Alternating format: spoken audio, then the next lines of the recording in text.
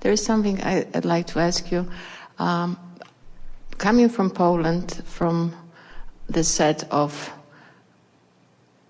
not so perfect parents and the darkness in many ways than one, coming to this country 20 some years ago, not consciously, I didn't know that I created it till I created it.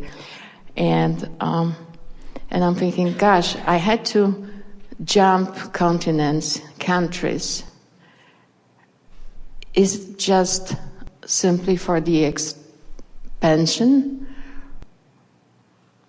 of who I am? Of the expansion of this universe? Because my choice coming to that environment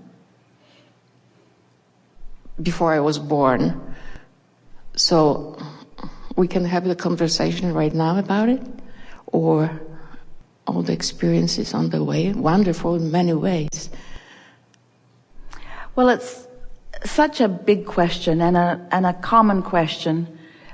And we want to give such a simple answer that you don't ever want to ask that question again. Okay, I'm ready. And the question is, why did such and such have to happen?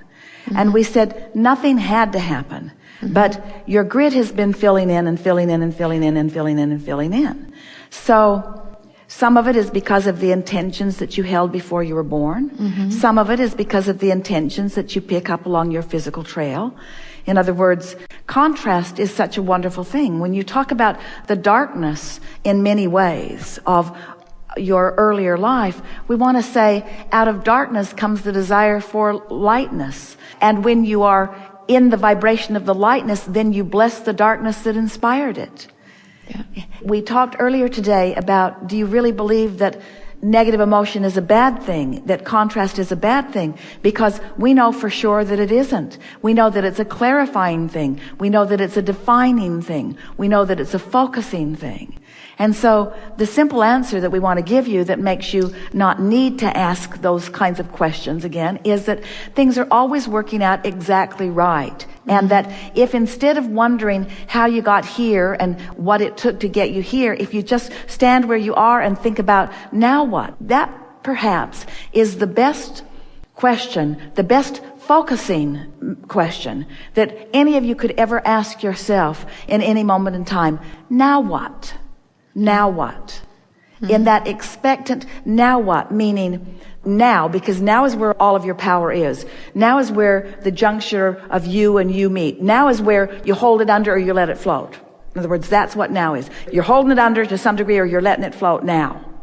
So now what? Meaning, now what will be the grid filling in experience in response to what I've established now? And we think it is so lovely that the grid fills in and you say, oh, not so much. Now what? Oh, not so much again. Now what? More of the same? Are you kidding me? Now what? Now what? Now what? Until you show yourself that you have control over now what, because you have control over your response, you see.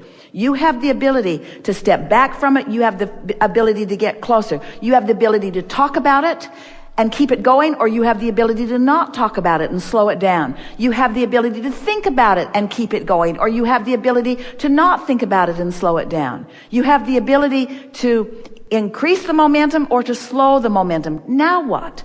Now what? Because the question means, now what am I doing vibrationally? And now how is the universe responding to the what that I'm now doing? And the what that you're now doing is vibrational, vibrational feeling, vibrational feeling, vibrational. We like that you have past that is not as wonderful as what you prefer.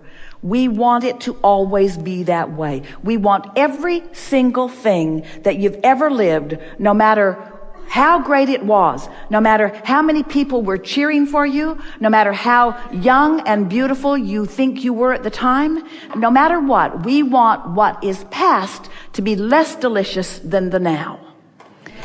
And we promise you that it can be that way when you get the hang of this. Now what? Now what, universe, are you going to surprise me with in terms of timing and details that's a match to the preparation that I've made?